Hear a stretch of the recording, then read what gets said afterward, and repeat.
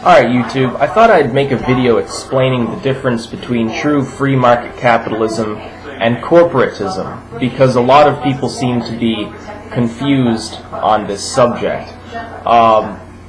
You see this in the Occupy Wall Street protests. You see this among particularly the opponents of the Wall Street protests. You see it among, for instance, economists, etc., who study such things, and they seem to have a strange misconception.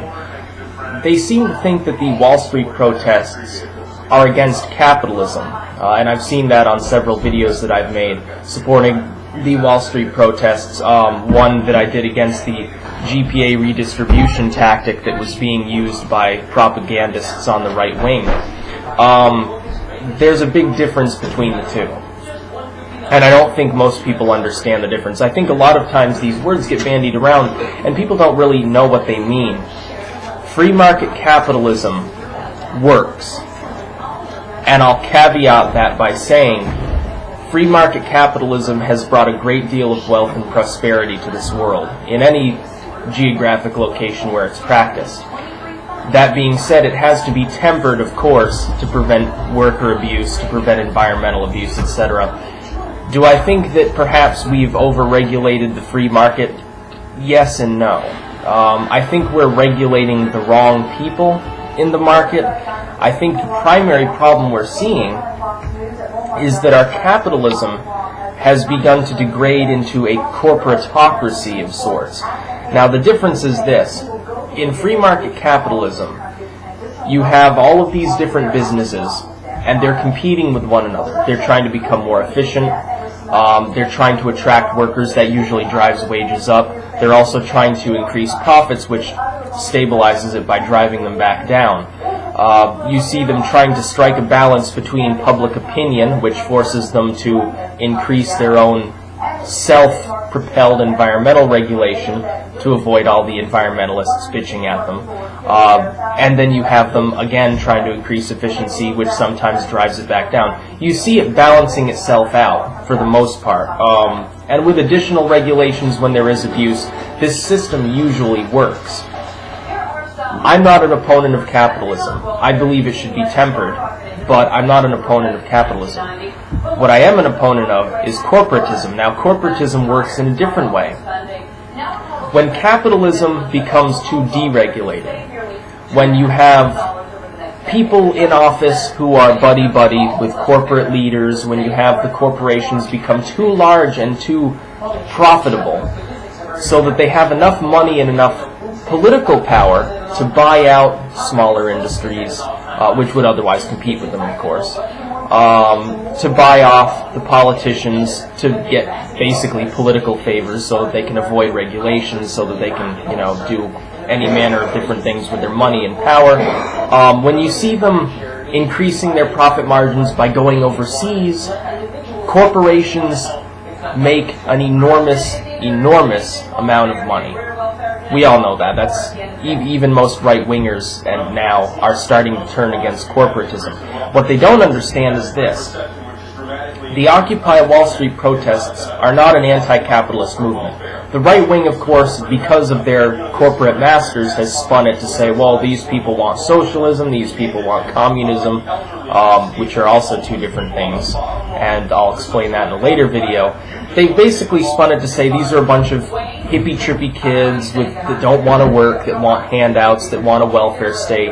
You hear that repeated time and time again. You hear it repeated time and time again that anybody who stands against a corporation, someplace like McDonald's, Walmart, General Electric, etc., that they're against capitalism, that they are socialists, that they want a communist state in America, which so far I've looked at the protests and I've seen virtually nobody arguing for such things. The reality is that these groups are arguing against corporatism and corporatocracy. That is, they're trying to, ironically, and the right wing seems not to have understood this, they're fighting for capitalism. They're fighting for the same balanced capitalism which worked in this country very well and increased our economy many, many times over for the last few decades. You've seen it since the end of the Great Depression. Balanced capitalism has dramatically increased the quality of life in this country. It's taken us from a world power to the world power by providing the level of jobs and the level of skills available to people that are necessary to propel a very, very large, very, very powerful economy. Ironically, and I almost hate to say this, because some people will label me a Marxist for even alluding to what Marx said. Marx predicted that a dying capitalism, or a capitalism not necessarily dying outright, but a capitalism which was out of balance, which no longer respected the rights of the workers, the environment, etc., that a dying capitalism in this manner would turn into a monopolistic system. And you can read his work and, whatever. You don't have to read it. Just, you can find it out from anyone else.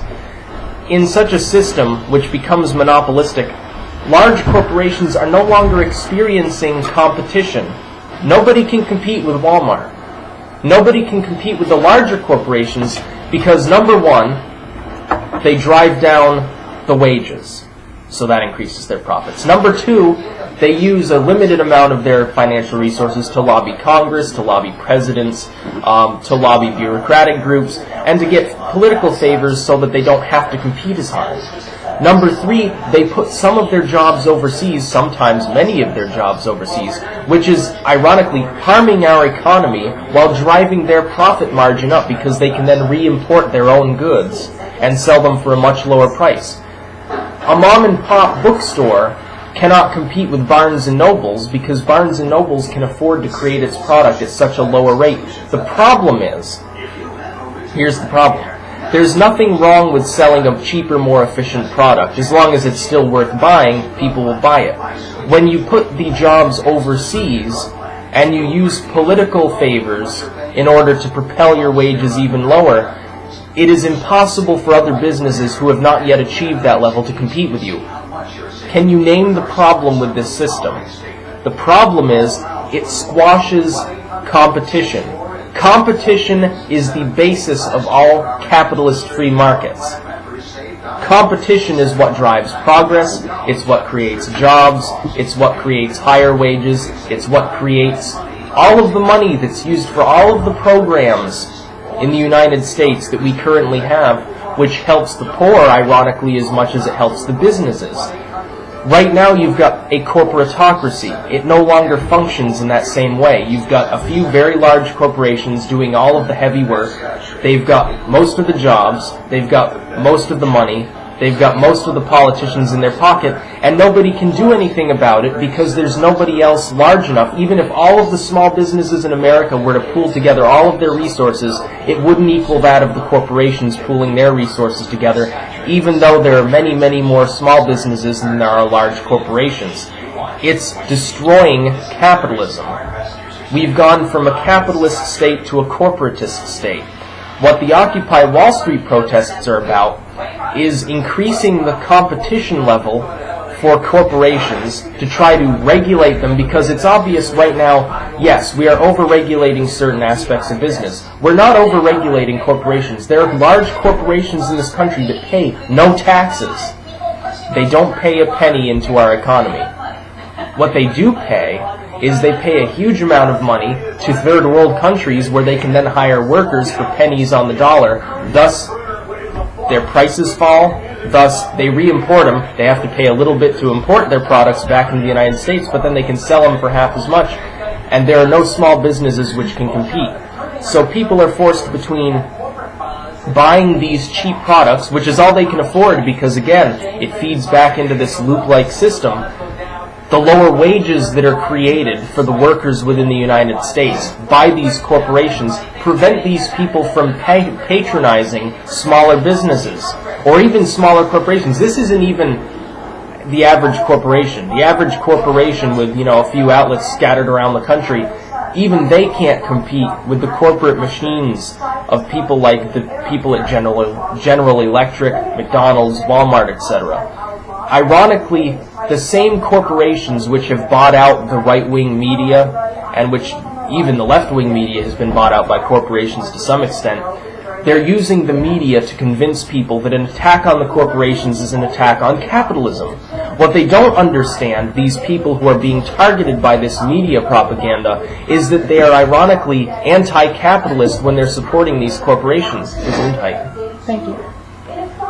It's an anti-capitalist movement. Any of these people who are saying, oh, Occupy Wall Street, they're a bunch of communists and they just want to have a socialist state, welfare state, they're missing the point. These people are fighting against corporations. They're not fighting against small business. They're not even fighting against small corporations. They're fighting against the handful of very large corporations that are abusing their workers, putting their jobs overseas, and destroying our economy in the meantime.